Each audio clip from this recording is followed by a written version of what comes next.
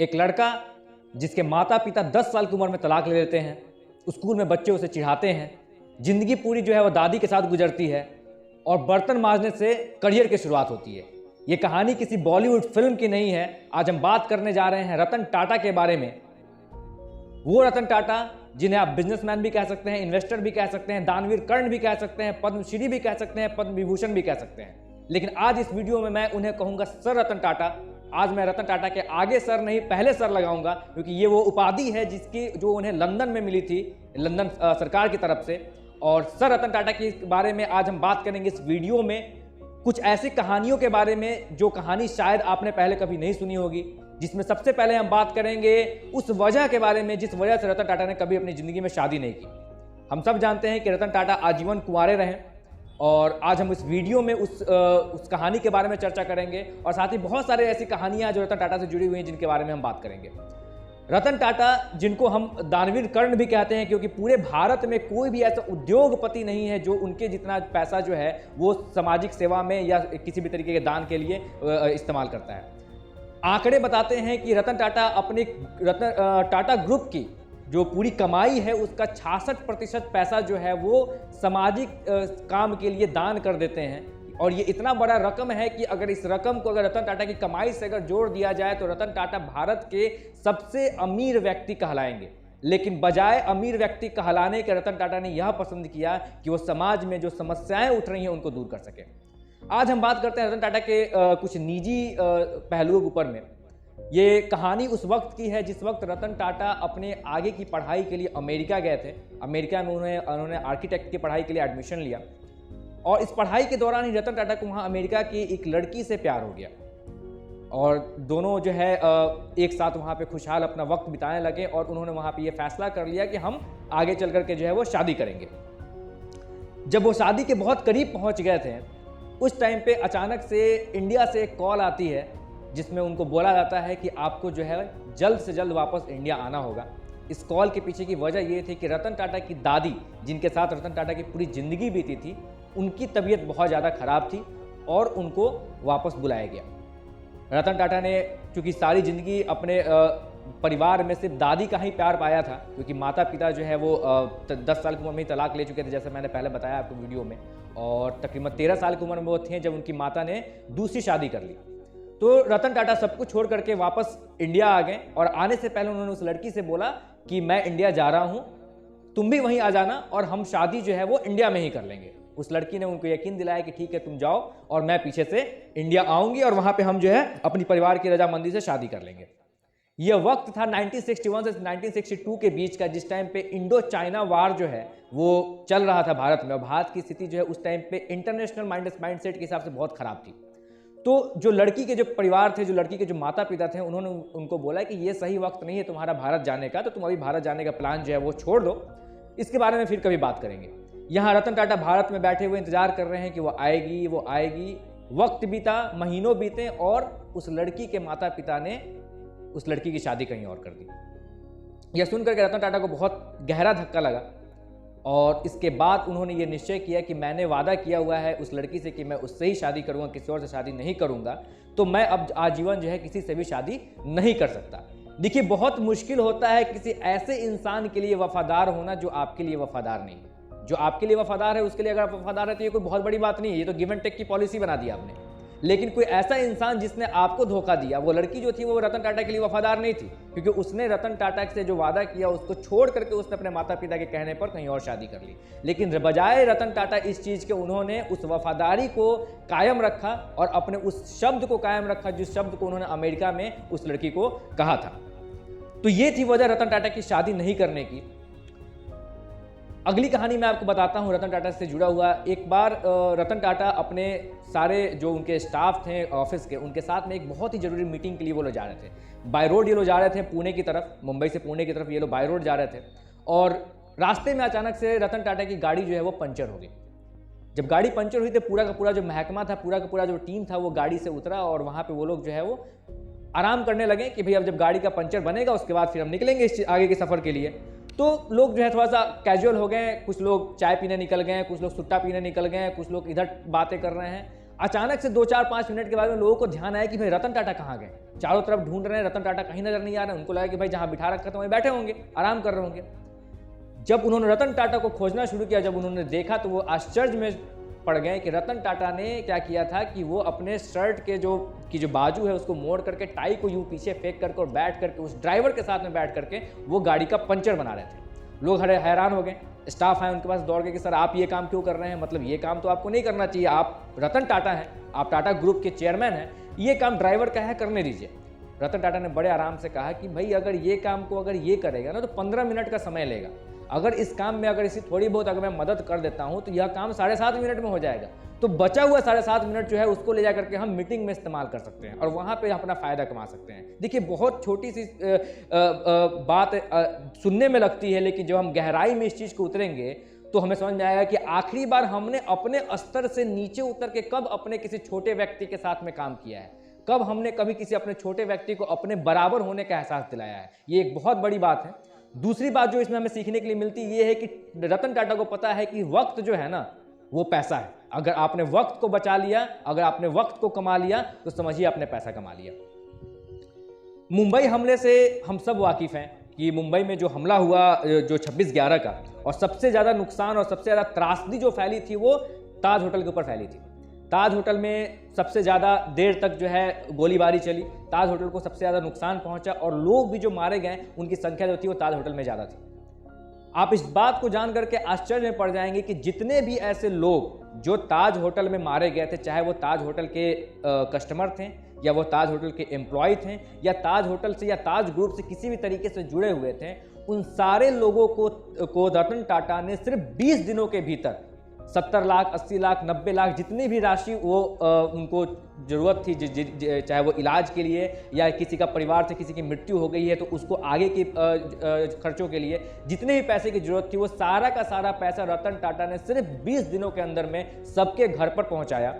जो भी ऐसे बच्चे थे जिनके माता या पिता उस हादसे में मारे गए थे ताज होटल के अंदर में, उन बच्चों के आगे की पूरी पढ़ाई की जिम्मेदारी टाटा ग्रुप ने ली, आजीवन उनको पढ़ाया।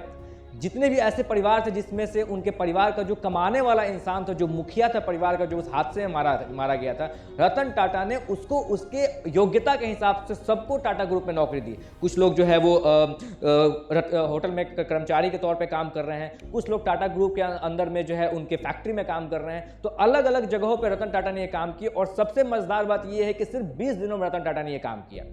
दूसरी सबसे बड़ी हैरानी वाली बात यह है कि इतना ही नहीं, ताज होटल के आसपास, गेटवे ऑफ इंडिया के आसपास में जितने भी ऐसे लोग हैं, जो लोग वहां पर मूंगफली बेचते हैं, जो लोग वहां पे चने बेचते हैं, जो लोग वहां पे चाय की टपरी लगाते हैं, उन सब लोगों का भी जो भी नुकसान हुआ तो उस सारे के सारे नुकसान की भरपाई रतन टाटा ने सिर्फ और सिर्फ 20 दिनों में की थी। 26/11 पर एक फिल्म बनी थी, उस फिल्म को अगर आपने देखा होगा तो आपको ध्यान होगा कि छत्रपति शिवाजी टर्मिनल पे एक सीन दिखाया जाता है जिसमें कि एक लड़की, एक बच्ची है तकरीबन 9-10 साल की, जिसको कि पैर में गोली लगती है। बाद में उसी लड़की ने कसाब को आइडेंटिफाई किया था कोर्ट के अंदर में कि हाँ यही वो व्यक्ति था जो कि CST टर्मिनल पे जो है गोली चला रहा था। उस लड़की को पैर में जो गोली लगी थी, उस हादसे के बाद में महाराष्ट्र सरकार ने यह ऐलान किया था कि इस बच्ची को हम कंपनसेशन देंगे। आप जान करके आश्चर्य में पड़ जाएंगे कि इस घटना को बीते हुए 11-12 साल हो चुका है, लेकिन आज तक उस बच्ची को उसका मुआवजा नहीं मिला। यहाँ तक कि जो मछुआरे जिनको यूज किया गया था पाकिस्तान से इंडिया आने के लिए, उन मछुआरों को भी कंपनसेशन देने का वादा जो है महाराष्ट्र सरकार ने किया था, जिसको देने में महाराष्ट्र सरकार को 7 साल लग गए।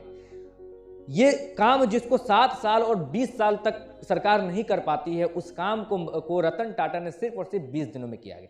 इसी को कहते हैं कि इसलिए रतन टाटा को people of man of people कहा जाता है कि मतलब जो आम लोग जो है ना उनके वो बीच के इंसान हैं। एक और मजेदार कहानी मैं आपको सुनाता हूं इससे जुड़ा हुआ। जब ताज अटैक खत्म हो गया, जब दोबारा से जब सारी चीज़ें जब पटरी पर आ रही थी, तो ताज होटल को जो है वो मरम्मत की ज़रूरत थी। तो ताज होटल ने क्या किया, ताज ग्रुप ने क्या किया, रतन टाटा ने क्या किया कि उन्होंने एक टेंडर निकाला और विश्व भर के लोगों को बोला कि भाई हमारे यहाँ पे जो है इस होटल को मरम्मत करने की ज़रूरत है। तो जो लोग भी चाहते हैं कि उस होटल को मरम्मत करें, जो इंटरेस्टेड हैं इस काम में, वो लोग आएँ और आकर के जो है इस टेंडर को भरें और हमें बताएं कि कितना खर्चा लगेगा इसको होटल को मरम्मत करने में और दोबारा से बढ़िया बनाने में। इस टेंडर को पाने के लिए पूरे विश्व भर से अलग अलग जगहों से लोगों ने जो है अप्लाई किया और इस अप्लाई करने वाले में 2 लोग ऐसे थे जो कि पाकिस्तान के थे। पाकिस्तान के वो जो बिजनेसमैन थे जिनका काम ही यही था कि वो इस तरह की चीज़ों पे काम करते थे, कोई भी बड़े ग्रुप्स को, फैक्ट्रीज को, होटल को रिनोवेट करने का, इस पे वो काम करते थे। और रतन टाटा के इस टेंडर को देख करके वो भागे भागे वो पाकिस्तान से मुंबई पहुंच गए।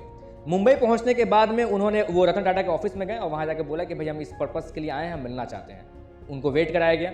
रतन टाटा तक ये खबर पहुंचाई गई कि भाई पाकिस्तान से 2 लोग आए हुए हैं और वो आपसे मिलना चाहते हैं आपके होटल को दोबारा से चमकाने के लिए। रतन टाटा ने बोला कि भाई उनको बोल दो कि मैं मीटिंग में व्यस्त हूं, उनको इंतजार करना पड़ेगा। रतन टाटा ने पूरे दिन उस पाकिस्तानी बिजनेसमैन को अपने ऑफिस में बिठा करके रखा और शाम जब हो गई तो बोल दिया कि अब आप उनको बोल दीजिए कि रतन टाटा जो है वो आज फ्री नहीं हो पाएंगे, तो आप जाइए। जब बिजनेसमैन तक इस बात की खबर पहुंची कि रतन टाटा पूरे दिन बिठाने के बाद नहीं मिले, तो वहां से उसने फ्लाइट पकड़ी और फ्लाइट पकड़ के वो सीधा पहुंच गया दिल्ली। दिल्ली आने के बाद में वो कांग्रेस के एक मंत्री से मिला। मैं नाम नहीं लूंगा उस मंत्री का इस वीडियो के अंदर में। कांग्रेस के एक मंत्री से उस बिजनेसमैन ने मुलाकात की और बोली कि आप रतन टाटा से बोल करके मुझे ये टेंडर दिलवा दीजिए। टेंडर नहीं दिलवा सकते तो कम से कम मेरी मीटिंग करा दीजिए रतन टाटा के साथ में, ताकि मैं मीटिंग करके उनको बता सकूं कि मैं किस तरीके से उनके होटल को जो है वो दोबारा से रेनोवेट कर सकता हूं। मंत्री ने बोला कोई बड़ी बात नहीं है, मैं कर लेता हूं फोन। मंत्री ने उसी टाइम जो है रतन टाटा को फोन मिलाया और फोन मिला करके बोला कि भाई 2 लोग आए हैं पाकिस्तान से, आपके होटल को जो है दोबारा से चमकाना चाहते हैं, तो ये जो टेंडर आपने निकाला है ना, ये टेंडर आप इस बिजनेसमैन को दे दीजिए। रतन टाटा ने इस बात के जवाब में जो कहा वो सुन करके आप शॉक्ड हो जाएंगे। रतन टाटा ने उस कांग्रेस के मंत्री से एक शब्द में एक ही बात कही कि आप बेशर्म हो सकते हैं, मैं बेशर्म नहीं। इस घटना से हम समझ सकते हैं कि रतन टाटा के लिए पैसा, बिजनेस और अपना फायदा कितना मायने रखता है देश के आगे। एक दूसरा वाकया, बहुत फेमस कहानी है, शायद आप सब में से बहुत लोगों ने सुना होगा कि चूंकि टाटा ग्रुप जो है शुरू से जो हैवी व्हीकल्स बनाता है, जितने भी जो ट्रक है या जो बड़ी गाड़ियां होती है, जो बसेज होती है, इनमें जो है टाटा ग्रुप जो है वो शुरू से काम कर रहा है। कार के ऊपर में टाटा ग्रुप ने बाद में काम करना शुरू किया था। यहाँ तक कि भारतीय सेना के अंदर में भी ज़्यादातर गाड़ियाँ जो हैं वो टाटा ग्रुप की इस्तेमाल की जाती हैं। तो एक बार पाकिस्तान से जो पाकिस्तान के जो जनरल थे, उन्होंने रतन टाटा को कॉल किया कि भाई आपकी गाड़ियाँ जो हैं वो हमें काफ़ी बड़ी संख्या में चाहिए, तकरीबन हज़ारों गाड़ियाँ मैं आपकी चाहता हूँ कि आप मुझे दें पाकिस्तान को, ताकि हम अपने सेना में उस गाड़ी का इस्तेमाल कर सकें। ये डील जो था उस वक्त में कई करोड़ के मुनाफे वाला डील था टाटा ग्रुप के लिए, और किसी भी बिजनेसमैन के लिए या किसी भी इंसान के लिए, चाहे वो आप हो या हम हो, इस तरह के डील को मना कर पाना बहुत मुश्किल है। क्योंकि ये डील जो होता है एक तरीके का एक ड्रीम डील होता है, क्योंकि इसमें आप करोड़ों कमा रहे हैं एक झटके के अंदर में। और एक बार अगर वो गाड़ियां दे देते तो ये सिलसिला चलता रहता, हमेशा टाटा ग्रुप जो है वो गाड़ियां सप्लाई करता और हमेशा मुनाफा कमाता। लेकिन रतन टाटा ने बिना कुछ सोचे समझे पहले ही इन्विटेशन में इस डील को साफ मना कर दिया, ये कह करके कि टाटा ग्रुप अपनी गाड़ियां सिर्फ और सिर्फ भारतीय सेना को देगा, इसके अलावा किसी भी और देश के लिए हम गाड़ियां नहीं बनाते। ये छोटी छोटी जो चीज़ें हैं ना, ये आपको बड़ा बनाती है। ये इंसिडेंट्स जो होते हैं ये आपको बड़ा बनाते हैं। इससे पता है बहुत सारी यूनिवर्सिटीज़ हैं विदेश की जो कि अपने टीम मेंबर्स को भेजती हैं या जा करके देखने के लिए कि भाई तुम जाओ और जा करके रिसर्च करो कि टाटा ग्रुप, रतन टाटा अपने स्टाफ, अपने एम्प्लॉय को ऐसा कौन सा घूटी पिलाते हैं कि उनके एम्प्लॉय इतने वफादार निकलते हैं। 26/11 के हादसे के टाइम पे जितने भी टाटा ग्रुप के होटल के जितने भी एम्प्लॉय थे, उन्होंने अपने जान की परवाह ना करते हुए अपने जो बाकी के जो गेस्ट्स थे, जो वहाँ पे जो लोग आए हुए थे, उनकी जान को उन्होंने ज़्यादा प्रायोरिटी दी। इसके पीछे एक कहानी है। एक व्यक्ति जो कि टाटा होटल के अंदर में मैनेजर के पोस्ट पे काम करते थे और उनका परिवार उस समय जो है वो ताज होटल के अंदर में मौजूद था। उनका एक 8-9 साल का बेटा और एक 6-7 साल की उनकी बेटी थी और उनकी बीवी, ये तीनों लोग जो हैं उस टाइम होटल के अंदर मौजूद थे। और जब ये अटैक हुआ तो उन्होंने अपनी बीवी और अपने बच्चों के पास जाना जरूरी नहीं समझा, उनको बचाना जरूरी नहीं समझा। पहले उन्होंने अपने गेस्ट को जो कि उनके पास मौजूद थे, पहले उनको निकाला। और ये बहुत अफसोस की बात है कि उस हादसे में उनकी बीवी और उनके बच्चे मारे गए। मिड ऑफ द ऑपरेशन, जिस टाइम वो लोगों को इवैक्यूएट कर रहे थे, वहाँ से निकाल रहे थे, उस टाइम पे ही उनको सिक्योरिटी मैन की तरफ से ये खबर मिल गई कि आपके बच्चे और आपकी बीवी जो हैं उनको गोली लग चुकी है, वो मारे जा चुके हैं। लेकिन उसके बावजूद भी उस इंसान ने अपनी जिम्मेदारी को पूरा किया। और इस चीज़ के ऊपर में बड़ी बड़ी यूनिवर्सिटी जो है वो रिसर्च करती हैं कि आखिर टाटा ग्रुप ऐसा क्या करता है अपने एम्प्लॉयज़ के साथ में, ऐसी क्या चीज़ देता है जिसके वजह से कि भाई इन लोगों को इतनी ईमानदारी इनके अंदर है। ऐसा तो नहीं कि कोई बहुत बड़ा रिवार्ड देते हैं। अगर रिवार्ड की बात करें तो रिवार्ड तब मिलता है जब आप 2 साल, 4 साल, 5 साल किसी कंपनी में काम कर चुके हों। लेकिन टाटा ग्रुप के साथ में ऐसा है कि जो लोग इंटर्नशिप पे भी थे वहाँ पे उस टाइम पे होटल के अंदर में, उन लोगों ने भी उतनी ही तत्परता दिखाई जितनी तत्परता जो है वहाँ 5 साल से काम कर रहे एम्प्लॉय ने दिखाई।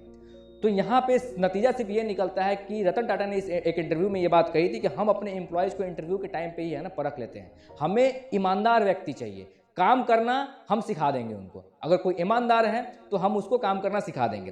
तो रतन टाटा के बारे में जितनी बातें अगर हम करें तो बहुत कम है, एक वीडियो शायद काफ़ी नहीं होगा रतन टाटा के बारे में बात करने के लिए। और इस वीडियो के माध्यम से मैं आप सबसे अपील करूंगा और सरकार से भी अपील करूंगा कि रतन टाटा को भारत रत्न जो है वो जरूर मिलना चाहिए, एटलीस्ट उनके जीते जीते उनको मिलना चाहिए कि वो भारत रत्न के हकदार हैं। और जितने भी आप सब इस वीडियो को देख रहे हैं, हम सब मिलकर के एक मुहिम चलाएं और एक मुहिम चला के रतन टाटा को वाकई में जो भारत के रत्न हैं उनको एक भारत रत्न की उपाधि दिलवाएं। बहुत बहुत धन्यवाद।